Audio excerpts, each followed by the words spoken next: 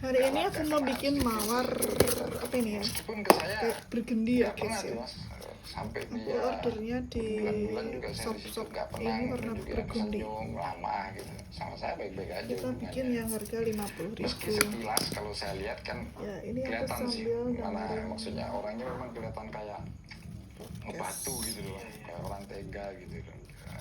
Kan beda tuh orang yang meskipun senyum memang kelihatan halus hatinya. Ini kan kelihatan memang kayak orang jutek aslinya gitu loh. Kerasa tuh ya? Kerasa, juteknya itu kerasa. Cuman ke saya pribadi sih gak ada problem apa gitu. Dan banyak juga warga yang udah Tancap crash guys. berantem sama si bubur dermi. Sering tuh saya kadang dari mana bawa oleh-oleh ya namanya saya lihat sih kayaknya kurang mampu ya gitu. Kadang saya ya So aku yang nolong bukan betul. oleh-oleh saya kasih Nolong betul. gitu lama-lama akrab. Halo Mbak. Sering saya juga Halo, kalau Dedi. lagi sendirian ngopi sampai situ ya ada juga Ayo. muda bawa obat di situ Minum, sama minum. gambar. Terus dari warung Bu Darmi ini teman-teman mungkin sekitar 50 meter lagi ada kayak warung sembako lah. Warung sembako.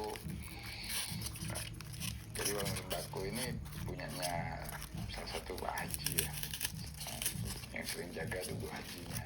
Kadang ada juga namanya yang jaga tuh Isinya anaknya 5 perempuan, bunga. mungkin sekitar usia 27 28, namanya Andi. Setelah saya kenal nanti saya baru tahu namanya Andi. Nah, si Ini Ayu kita ini kasih di tambahan situ ini daun apa ya? Jadi apa ya? Ginkgo. kembang desa situ Ginkgo lah. ya.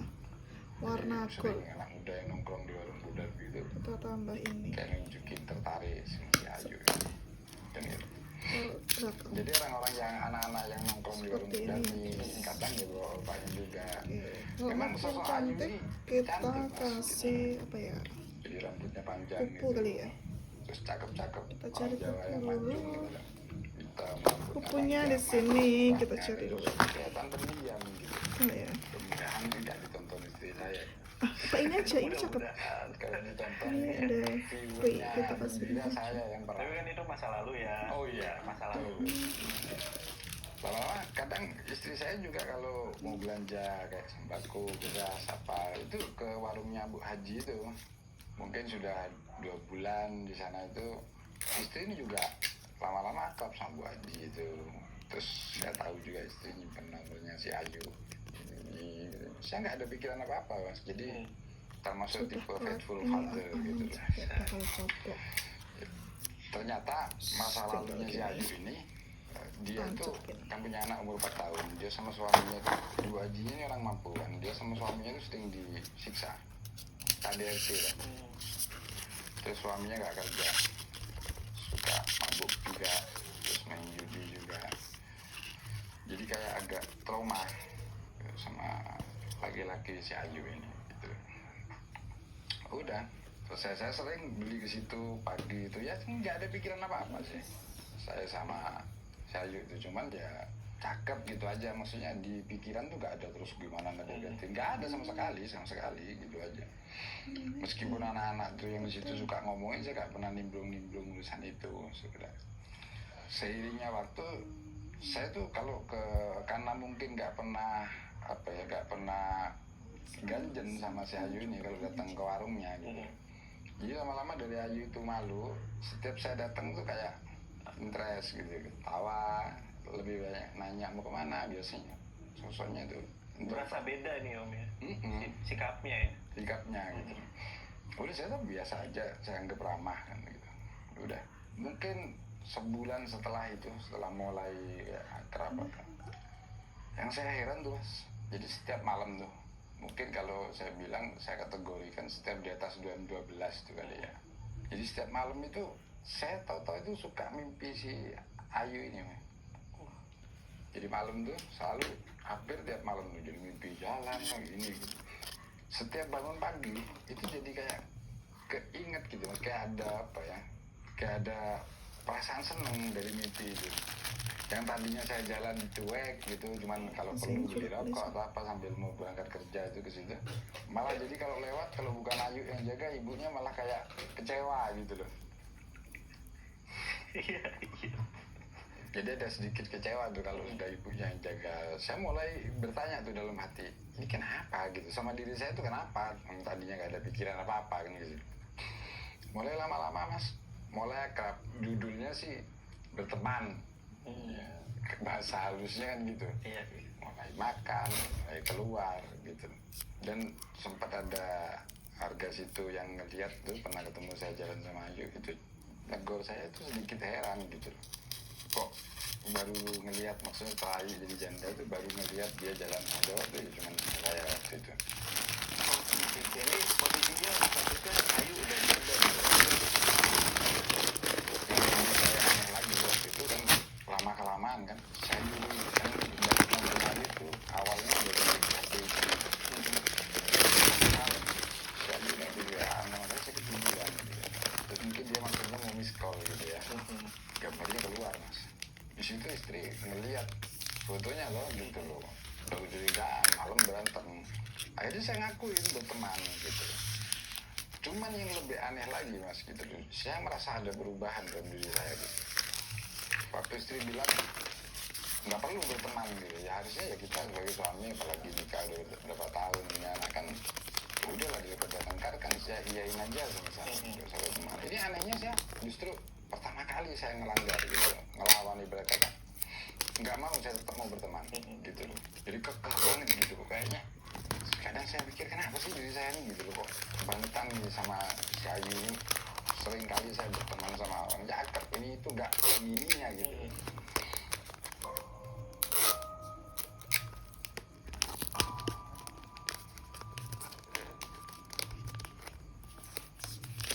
Tambah lama tambah intensitasnya tambah bukan nggak terkontrol, tambah lebih sering ketemu, lebih enjoy mau gitu. Sampai suatu waktu, nah, lebaran itu istri pulang ke Jakarta, pulang kampung. Terus ibunya kebetulan sakit di sini, jadi saya balik sendiri malam. Nah, di situ mulai itu lebih seger saya ngomong keluarga, ada yang ngawasin. Pada suatu hari saya masih terkadang nongkrong di warungnya Bu Darmi gitu, yang warung kopi itu kan. Nah ya baik-baik saja sih, gak ada ini. Memang saya dengar dari orang-orang yang nongkrong ada yang ngegosipin Bu Darmi, karena saya udah lama juga kan, udah setengah tahunan di situ. Ada yang pernah ngegosipin Bu Darmi itu kalau Bu Darmi ini dukun lintrik gitu. Jadi ada orang-orang kadang datang menilai ke Bu Darmi gitu. Nah disitulah saya bodoh pikir saya kan urusan dia. Suatu hari malam itu saya tiba-tiba habis maghrib lah dengar kabar Bu Darmi ini meninggal. Situ saya kaget gitu. Karena nggak jauh lokasinya juga, saya ngelayat lah ya, rahasia datang. Di situ saya tanya kan sama keluarganya gitu, sakit apa kok mendadak gitu. Jadi saya kan kemarin malamnya datang ke warungnya itu masih nggak apa-apa. Dia bilang katanya keluarganya jam 11-an gitu, warung masih buka, cuman masih udah gak banyak orang, 1-2. Jadi jam 11-an itu ada yang ngeliat apa ya, kalau di daerah saya disebutnya santet sih. Jadi kayak model meteor gitu loh, warna merah gitu, menuju ke genteng rumahnya Bu Darmi. Bu Darmi waktu itu di kamar katanya sama suami. Jadi begitu kelihatan cahaya itu si Bu Darmi jadi dalam kamar. Pada datang loh. Jadi orang melihat Bu Darmi itu muntah ya, tanpa alasan yang bisa dijelaskan. Padahal awalnya kan sehat-sehat saja. Di situ ibu desas-desus, jangan-jangan perang dukun nih, keinginan atau apa gitu. Nah, setelah itu besoknya dibawa ke rumah sakit di Rongseng juga nggak menemukan penyebabnya gitu secara medis. Nah, akhirnya sore meninggal. Jadi terus maghrib itu saya baru dengar kabarnya. Udah, saya nggak ambil pusing lah, ya, mudah-mudahan diampunin lah dosanya kan gitu. Saya juga nggak pernah lihat udah main trik kan, nggak boleh curigaan, saya pikir gitu. Sudah mungkin sekitar 2-3 harian setelah si Bu Darmi meninggal gitu. Pernah satu malam mas, jangan gitu, jadi saya tuh tidur kan sendiri di istri Jakarta. Saya tidur di kamar, tahu-tahu perasaan tuh ada yang nyuruh ngebangunin gitu. Ya Pak, ada yang nyuruh yang ngebangunin gitu. Perasaan tuh kayak ngebangun gitu. Terus ada yang nyuruh untuk sholat tahajud gitu. Padahal waktu itu setelah mulai saya kenal sama Ayu, terus terang meskipun nggak ada hal buruk, tapi ibadah saya itu berkurang Mas. Saya kayak keluar dari karakter saya sebelumnya gitu. Malam itu akhirnya saya turutin suara hati, saya sholat, ambil wudhu, sholat di kamar. Jadi posisi kamarnya kan gorden nih, habis gorden itu jendela Mas. Iya. Jendela, alis. Jadi kalau saya buka gorden tuh kantor mobil, kelihatan mobil di luar gitu. Waktu saya sholat, habis selesai sholat, saya gini, ini gorden terbang Mas. Jadi gordennya kayak ketiup angin gitu, sampai ngangkat gitu. Saya pikirnya kan, ini kan di dalam kamar gordennya gitu loh, kok bisa ketiup angin gitu. Itu yang paling terjun lagi, waktu saya noleh ke belakang, jadi gorden terbang, waktu noleh saya ke belakang, itu saya lihat Budarmi, jadi pocong Budarmi di jendela, jadi sebagian wajahnya anus, terus matanya dia yang butik tuh yang kayak nggak ngeliat tuh kan, hitam-hitamnya yang kanan tuh kan, yang putih memutih gitu loh kan, memang dari kecil katanya gitu. Itu saya kaget banget penampakan begitu. Cuman saya pikir sih nggak terlalu ke apa ini Bu Darmi gitu loh ya. Cuman kok ngelihat dari matanya gitu loh, kok kayaknya gitu loh, mengenalin ke si Bu Darmi ini tanda-tandanya itu. Saya kaget, saya langsung baca-baca Mas Jamal. Baca-baca, saya coba tidur lagi. Nah tadi saya sholat kan pintu kan, saya tidur lagi. Terus nggak lama saya dengar suara bahasa Jawa ya, maafin gitu, sepurane yo gitu, sepurane. Saya terbangun. Yang lebih saya kaget lagi waktu saya bangun, itu sosok pocong. Jadi saya tidur nih ya, jadi saya tidur nih di depan kasur itu lemari Mas, lemari kayak jati gitu. Jadi sosok pocong itu duduk di atas lemari tapi kakinya ngejulur ke bawah.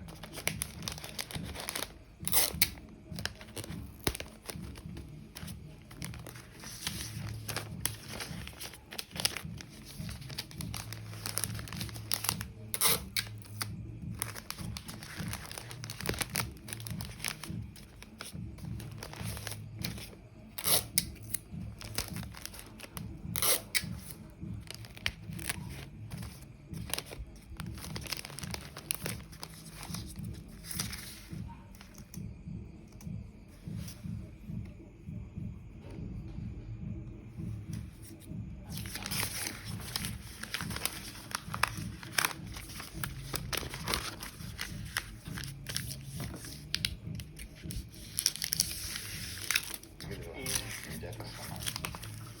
Tapi waktu saya bangun itu dia berhenti yang ngomong sepulangnya gitu. Saya tahu waktu saya bangun itu bukan mimpi, kayak suara memang gitu. Jadi saya dibangunkan sama suara itu gitu, bukan suara di dalam mimpi. Tapi ketika saya bangun kaget itu saya melihat dia begitu, saya langsung tutup mata pakai bantal, nggak berani saya buka mata sama sekali gitu.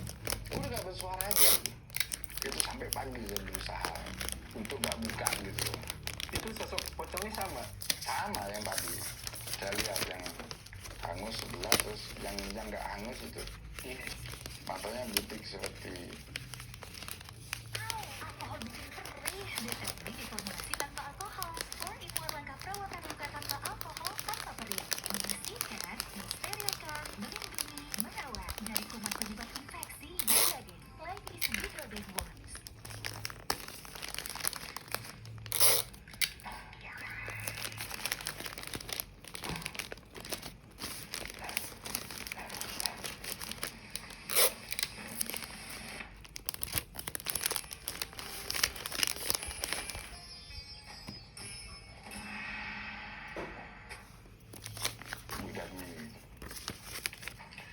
di situ saya masih takut untuk cerita gitu, karena kan takutnya nanti dikira mengada-ada kalau cerita nyampe ke keluarganya atau apa.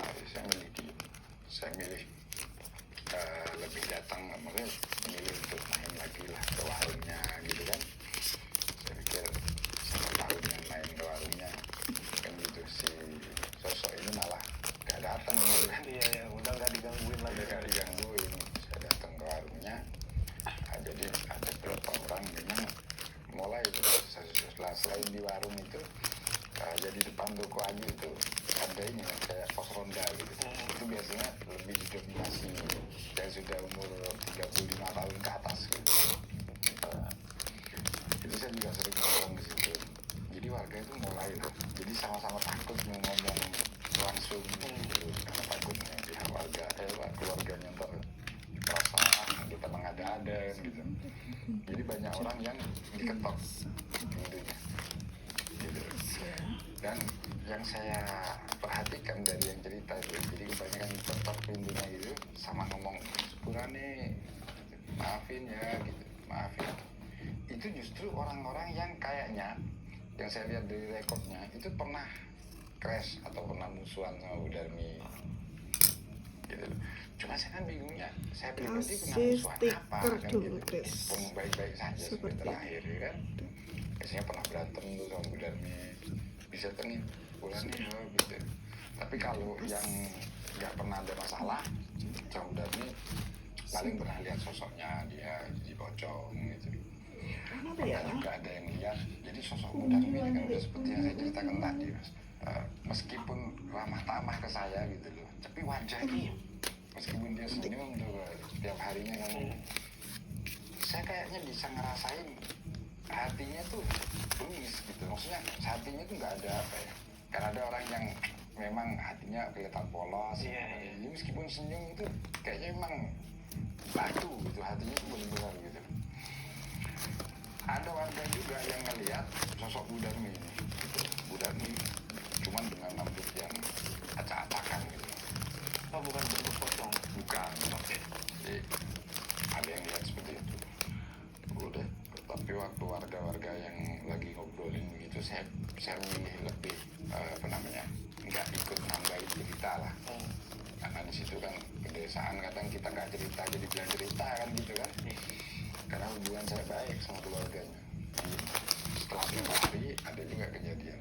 Jadi saya sendirian tuh di rumah, baru pulang, mobil baru pulang, parkir, ngerokok di rumah itu karena udah ada anak kan ya, ngerokok itu saya buka ngerokok. Jadi ini ruang tamu, terus ruang TV itu ruang keluarga, terus dapur. Jadi dari ruang keluarga itu ada sekatnya itu, tapi sekatnya tuh jendela ke dapur tuh, jadi kita bisa ngelihat apa yang ada di dapur. Jadi tengah-tengah lihat film begini, saya itu pintu dapur, pintu kitchen set dapur itu pelan. Itu saya kira angin, tapi nggak ada angin gitu loh. Tapi lama kelamaan itu bukan lagi, jadi berang pertama, habis itu berang begitu. Itu saya udah mulai nggak enak gitu. Saya bangun, saya tantangin tadi yang masih itu, jangan ganggu, saya bilang gitu. Saya tutup pintu, saya tantangin, saya liatin. Saya keyakinan saya nggak bakal berani kalau ditantangin. Waktu saya habis tantangin, itu pintu lemari dapur itu justru jadi kan dua gitu kan. Itu bukan cuma yang tadi satu mas, itu dua-duanya prong. Itu saya langsung masuk ke kamar. Saya milih ngamanin diri ke kamar kan sempit ruangnya kan guys. Itu saya ngamanin kamar, saya milih untuk maksain diri untuk tidur gitu loh. Maksain diri untuk tidur gak bisa. Terus begitu lagi mas, malam kedengaran suara si. Terus kita lanjut warna biru. Gitu. Tapi kayak di dalam rumah. Saya udah nekat malam itu. Apa sih mau sepurani terus gitu, maksudnya mau maaf terus apa sih gitu loh. Saya buka aja mas, itu gak ada sosoknya di ruang, jadi buka kamar kan ruang tamu, ruang keluarga, gak ada tuh, gak ada apa. Saya mulai nekat nyari ke kamar satunya itu kosong kan, gak ada. Saya pikir kalau memang ada mau saya ajak komunikasi, gak apa sih itu, maaf apa dia kayaknya gak punya salah.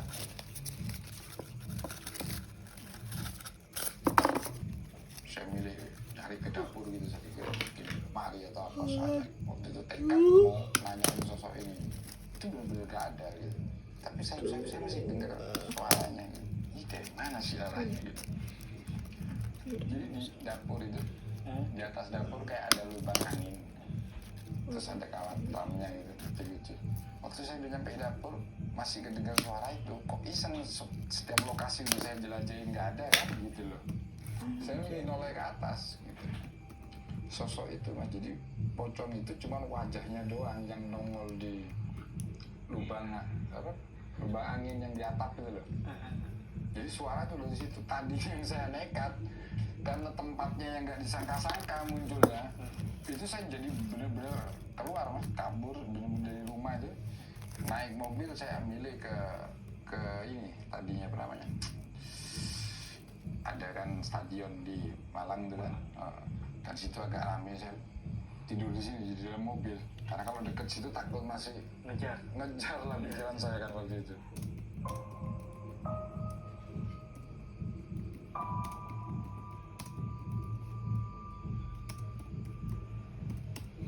Udah sampai besok paginya tuh saya cuma datang mandi, ambil pakaian, bawa biji, habis mandi saya bawa.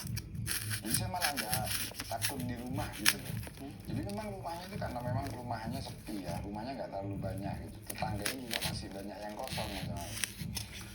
Jadi saya masih ngeri dengan lingkungannya gitu. Jadi saya pikir ini meski siang juga penuh nggak enak gitu ya, suasananya keluar. Nah, saya di situ malam tuh aku udah mau pulang enggak malam itu. Akhirnya saya mutusin untuk pulang aja deh gitu. Sampai kapan kok saya mau lari dari kok mau takut untuk tempat saya sih gitu. Saya mutusin untuk pulang. Nah, jadi begitu pulang nyampe rumah saya parkir tuh mobil kan, buka gerbang masukin mobil.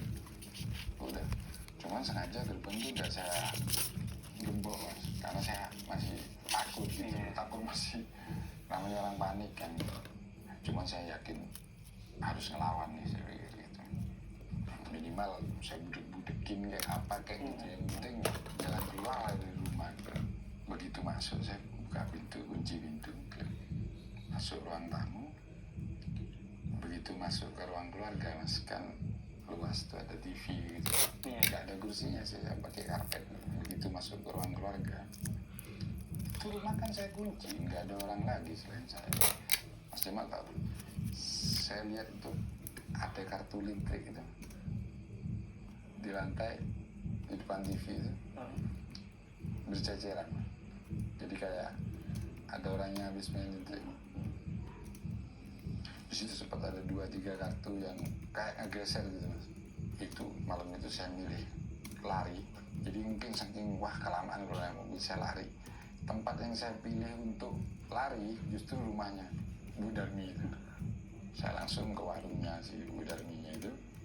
Saya daripada saya ngomong di pos ronda, ngomong di ini malah jadi fitnah kan. Saya panggil suaminya. Saya duduk sambil ngopi, Pak. Karena memang hubungan kita baik-baik aja tuh. Saya ceritain, ya mohon maaf loh Pak sebelumnya begini. Saya kok heran gitu. Kan selama ini hubungan baik-baik saja. Kenapa dia datang kok selalu Tancap kapinya. gitu. Mungkin Bunga Pak. itu gak seneng sama saya Pak selama ini. Hah? Jadi mukanya itu bingungan suaminya, terus jawab, jangan khawatir masalah itu mas, kita semua itu senang sama maksudnya keluarga dia, termasuk almarhumah. Iya, cuman saya kiranya kenapa Pak dia selalu ngomong gitu. Terus dia tepuk tangan saya, wes sampean maafin aja mas, salah istri saya, sampean maafin. Wes saya maafin Pak, saya maafin. Saya bilang begitu. Sudah saya ngomong begitu kan suaminya ngomong begitu Pak. Saya pikir ya sudah saya maafin kan begitu. Saya pikir pulang, saya masih belum ngerti maksudnya. Ternyata itu teror masih nggak berhenti mas di situ. Jadi masih ada 1-2 kali kejadian lagi dengan sama si Bu Darmi yang wajahnya hangus dengan matanya waktu selama dia hidup kan putih gitu. Saya malah bingung lagi, sudah saya maafin kan gitu kan, apalagi sih kan gitu. Akhirnya saya datang lagi ke si suaminya Jadi kalau boleh saya sedikit cerita, saya sama si Ayu itu hubungan masih tetap gitu kan, masih cuman udah apa ya, Udah renggang. iya kayak mulai hilang gitu tanpa sebab perasaan gitu. Mungkin emang gak ada alasannya sih, cuman kayak ada aja salahnya tingkahnya si Ayu ini gitu. Udah saya ngobrol sama suami, saya bilang, Pak ini kok belum berhenti, Bapak kalau memang ada sesuatu yang perlu dibuka, mungkin saya penuhnya salah atau apa, terus atau istrinya Bapak itu gak senang sama saya, ngomong gitu. Bapak akhirnya gini Mas, dia ngomong baik-baik, tapi sebelumnya mohon maaf, gini namanya kita itu orang minta bantuan gini. Jadi si suaminya ini cerita bahwa si Ayu ini katanya diem-diem curhat sama si Bu Darmi. Cuman si Ayu ini ngomong, sayanya tuh kayak dingin gitu, maksudnya ya say hello aja, kayak nggak ada perasaan sama si Ayu. Emang iya gitu awal-awalnya gitu. Maka itu namanya mungkin dukun lintrik. Mungkin dia merasa wong hal ini nggak nyakitin saya gitu loh, pikirnya dia kan gitu kan, kecuali kayak santet kan gitu. Jadi mungkin simpelnya, pemikiran pendeknya si Bu Darmi ini, sini yuk tak bantuin gitu loh, toh nggak nyakitin saya secara fisik gitu loh, ilmu si Bu Darmi ini gitu loh. Jadi sampai pasti sebelum ketemuan sama Ayu, mimpi Ayu terus ya Mas, kata suami, kok tahu sih? Karena setiap malam itu istrinya ini, jadi berbekal foto, sampai dia foto di kamar, ini foto sampean. Jadi itu saya kenalin foto itu, foto saya yang pernah saya pajang di profil WhatsApp gitu loh. Oh. Jadi di kerotos, dicetak. Di situ saya baru tahu Mas, kalau ternyata si Ayu ini minta tolong sama si Bu Darmi ini. Jadi saya memang agak curiga sama perubahan dari saya gitu, perasaan Ayu gitu, dari yang nggak ada apa-apa gebu gitu. Terus saya mulai keluar dari karakter saya yang pada umumnya gitu. Mungkin efek daripada Bu Darmi itu tidak menyakiti saya secara fisik, tapi dia nggak berpikir bahwa ini merubah saya gitu. Pengaruh ke anak istri saya juga, tadinya saya sama anak itu selalu soft, jadi kayak kurang care. Anak di Jakarta saya di situ fan-fan aja, nelpon setengah bulan sekali. Padahal sekarang nih udah mau begini, seharian aja saya gak jauh dari anak itu. Iya, tangan gitu, karena cewek kan satu. Di situ saya justru malah apa ya, jadi tadinya sudah memang perasaan saya itu luntur, di situ saya mulai nyambung. Jangan-jangan luntur saya perasaan ini karena si yang buat meninggal, almarhum Bu Darminya. Karena tadinya udah luntur, terus kedengeran cerita kayak gini nih dari si suami, itu perasaan apa ya, kecewa, kesel sama Ayu itu ada besar banget. Meskipun tidak buat saya benci, tapi kesel banget sama saya. Sampai akhirnya waktu itu, singkat kata, akhir 2019, saya tuh ngajak istri ke Malang, datang ke Malang, beres-beres barang di Malang, kita ke Surabaya, pamitan, pindah, kontraknya juga sudah mau habis, pindah ke Jakarta. Iya, udah. Saya ini kayak kesel gitu, cuman udahlah, udah saya, buat saya sudah nggak ada artinya gitu. Saya mau meninggal, datang sama istri ke Surabaya, siapa ke Malang, beres barang, saya pindah tuh Januari 2020 ke Surabaya dulu, transit maksudnya main ke rumah ibu almarhum, terus itu mau ke Jakarta. Di situ saya kejebak lockdown pertama corona, malah kerjaan stuck kan, kejebak nggak boleh kemana-mana kan, pembatasan kan. Terus si Ayu ini sering kapal lewat WA, itu saya udah review gitu sebenarnya, review banget, sering kapal sampai terakhir kira-kira bulan 4 lah 2020, si Ayu itu chat gitu loh, chat kalau dia tuh sakit. Jadi dia tuh kan kista. Dia bilang sakit, bengkak sampai kakinya, mukanya. Ngajak video call, saya nggak percaya video call, saya nggak mau gitu. Saya pikiran saya gini loh, alah caper ini gitu loh, supaya diladenin. Terus dia bilang sering ngechat gitu, habis itu hari itu besoknya juga tambah parah kondisinya kata dia gini gitu, sampai sore itu dia ngabarin kalau dia mau masuk rumah sakit, mau dibawa bapaknya ke rumah sakit. Kamu kalau bisa datang mau, katanya dia, mungkin ini terakhir kali kamu ketemu saya. Saya di situ merasa lah ini orang kepingin ketemu, ya mungkin sakit lah gitu, cuman kepingin ketemunya lebaynya ini gara-gara mancing ketemu gitu. Karena itu sudah sering yang gitu ya.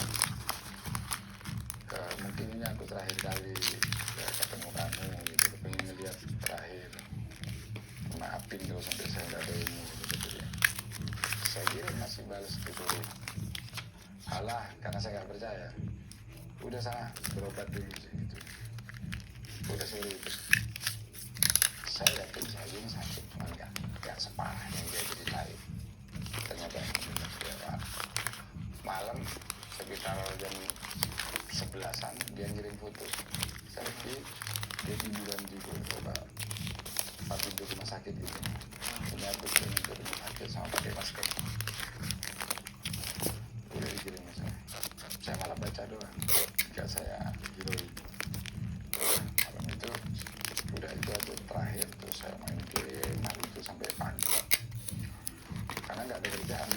Pagi saya tidur, bangun jam 3 sore. Waktu jam 3 sore saya bangun, saya nyalain handphone, ada voice note masuk dari Ayu. Saya lihat jam 12 siang dia ngirim voice note. Saya buka, di situ cerita pengakuannya Ayu. Kalau dia ngakuin, selama ini saya nggak pernah tegur karena memang maksudnya untuk ke arah yang udah itu kan pernah saya bahas gitu. Saya pikir sih mau dibahas juga bakal ngaku gitu, malah ngerembet kemana-mana. Di situ dia ngaku, saya minta maaf ya, saya sebenarnya udah pernah minta tolong ke Bu Darmi selama ini karena aku senang sama kamu gitu loh. Maksudnya dia kan dia trauma sama suaminya yang keras, pengen gini. Jadi voice note tuh isinya permintaan maaf. Sebenarnya ada itu voice note saya simpen, cuma HP yang rusak itu. Jadi itu jam 12 siang masuk voice note, saya kan bukanya jam 3 sore. Maghrib ada temennya namanya Fitri, punya nomor saya juga, Fitri ini gitu loh. Dia ngabarin saya, Om, kata, iya Fit, kenapa? Dengar kabar enggak? Saya nggak enak. Kenapa Fit? Mbak Ayu meninggal Om semalam jam 1. Jam 1? Dia jam 11 kirim foto, jam 1 malam meninggal, jam 12 siang kirim voice note ke saya, permintaan maaf. Kok bisa? Saya bingung. Mending kalau memang HP saya nggak saya matiin, kadang kan ada voice note yang ketunda kan, kalau dimatiin kan ketunda. Ini enggak, masuk jam 12 siang HP-nya nggak mati, cuman belum saya buka aja karena saya kan jam tidur. Om, katanya, itu saya kaget, saya telepon, sebetulnya yang benar kamu jam 1 siang atau jam 1 malam katanya. Semalam Om, jam 1. Jadi jam 11 masuk rumah sakit, kira-kira sejam, kondisinya memburuk masih kejang karena infeksi. Jadi istilahnya ada infeksi juga, ya, dia kejang-kejang. Jadi baru kirim pesan ke saya loh jam 12 siang. Yang bener loh. Kalau untuk dikuburin, Om tahu jam berapa? Malam. Setelah kami dapat kabar dari Fitri itu, karena ada tahu ada yang ditunggu siapa gitu, karena memang sulit ya perjalanan waktu itu kan COVID gitu. Jadi ada yang ditunggu saudaranya. Saya waktu itu memilih untuk tidak hadir. Sebenarnya saya kalau mau hadir sih dia bilang itu tidak hadir juga. Jadi kan dia kabarnya hari jam 9 satu jam bilang nanti kalian juga jangan ngikutin gitu sama agamanya. Terus setelah itu hubungan saya sama keluarganya juga nggak terlalu bagus gitu. Setelah itu saya kurang ini. misteri terakhir yang ditinggalkan Ayu itu ya bos tadi. Informasi ya. 12 jam.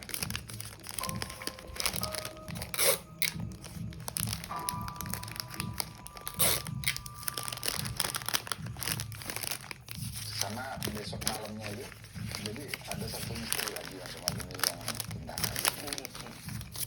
Jadi besoknya setelah dia meninggal itu dikabarin sama Putri, saya sempat curhat sih sama Putri itu, angkat-angkat gitu. Terus saya pernah tuh, jadi jalan-jalan tuh, kalau jarak ke tempat karaoke itu saya, Putri, Ayu gitu. Si Putri tahu, biasanya saya sama Ayu tuh seneng nyanyi lagunya Firza itu. Jadi saya download ke lagu, saya kirim ke si Fitri. Fit, dengerin lagu itu, inget gak kamu? Bukan. Maksudnya dia pasti nyantol gitu, bisa masuk. Fitri dengerin, Fitri ngechat. Om, coba buka nih.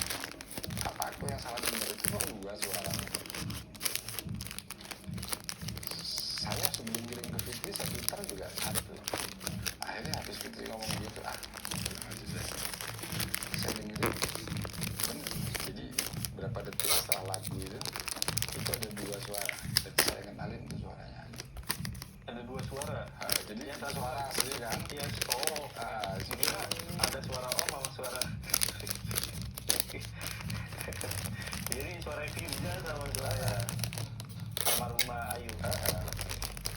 Jadi kayak barengan, cuma yang satu lebih ke belakang suaranya gitu. Udah itu saya coba putar kedua kalinya, nggak ada emang. Karena itu original saja gitu. Tapi cek lagi ada nggak? Nggak ada kedua kali. Pertama sebelum saya kirim saya cek, itu memang nggak ada. Terus saya kirim, si Fitri ngomong kayak gitu, saya cek ada memang berapa detik aja. Setelah itu baru suara itu ada dua. Memang agak jauh satunya, tapi saya kenal itu suara. Kan nggak sekali dua kali saya kan. Habis itu karena kaget saya berhentiin, saya coba roll ke depan, saya setel lagi nggak ada. Saya balikin lagi ke pin berapa nggak ada. Sekali itu doang. Tapi istri pada saat Bayu ini meninggal itu gimana kan ya? Maaf ya Om. Dia tahu kan. Jadi kalau istri itu tahu kalau saya udah dan saya. Jadi sebelum saya nyadarin kalau ini nggak beres, sebenarnya istri mas yang lebih dulu nyadarin, lo ini nggak beres gitu. Karena memang yang bisa ngelihat perubahan kita gitu, yang sehari-harinya kan gitu. Orang terdekat Gitu loh. Bahkan ketika saya alasan temenan sama Ayu, mestinya di ultimatum sama istri, udah bubaran lo temenan gitu. Paling nggak saya kan harusnya jawab, iya deh, meskipun saya nggak bubar beneran. Ini saya malah nggak mau. Kenapa saya harus dibatasin temenan sama Ayu gitu? Malah ngorbanin untuk crash kan gitu. Ini Om, untuk teror dari Bu Darmi itu berakhir pas kapan ya? Jadi kalau untuk yang ke saya pribadi ya mas ya, setelah suaminya cerita aja, udah saya nggak pernah ada teror lagi.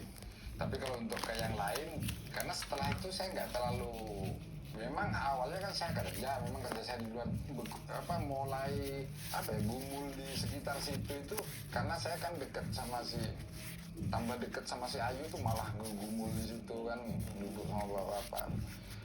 Jadi setelah itu saya nggak begitu ngeh lah sama cerita-cerita yang ada gitu. Waktu ada teror Bu Darmi kan saya milih untuk duduk, saya kepingin dengerin gitu. Ada orang lain nggak yang gitu yang terdampak teror itu gitu loh. Ternyata nggak satu gitu loh. Banyak beberapa.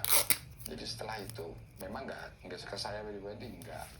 Jadi saya memang juga udah jarang di situ. Jadi nggak terlalu mau tahu sampai kapan itu untuk ke warga yang lain ya gitu. Saya rasa tetap sih mau begitu biasanya ada batasnya sih. Iya benar. Nggak mungkin. Tapi kalau Jamal dan bahkan teman-teman di sini tuh untuk dukun lintrik ini baru denger nih Om. Baru ini ya. Tapi kalau di daerah Jawa sana udah banyak loh. Makanya saya kaget tadi ini sama Mas Jamal waktu saya di itu heran, saya malah lu kayak nggak percaya Mas Jamal nggak tahu gitu. kurang tahu sih daerah lain ya. Cuman kalau untuk Jawa Timur terlebih yang bagian timur lagi mungkin anak kecil juga dengar kali ya, maksudnya masalah listrik ini udah hal yang umum gitu, tahu kalau listrik ini permainan kartu yang melibatkan hal-hal mistis gitu, yang tujuan pokoknya itu biasanya fokusnya ke pelet ya.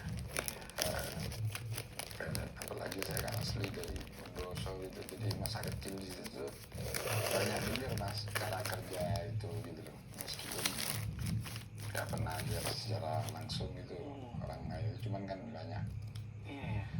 dari sumber. Malah jadi korbannya om. Malah jadi korbannya nggak berasa lagi. Nggak berarti.